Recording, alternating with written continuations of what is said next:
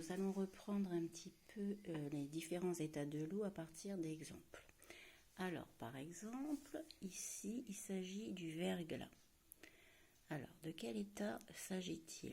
Alors, l'eau est verglacée, elle est gelée, elle est donc à l'état solide.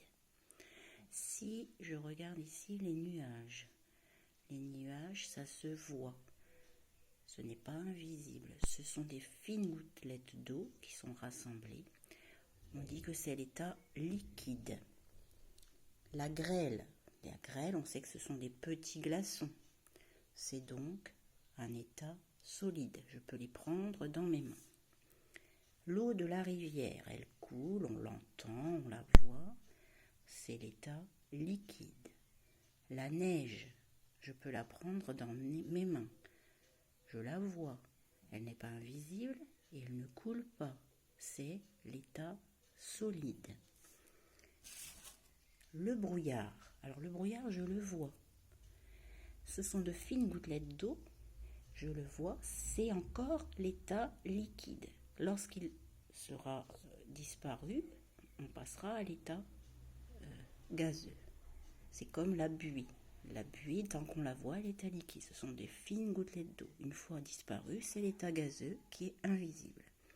La pluie, on sait que ce sont des gouttes d'eau, c'est donc l'état liquide.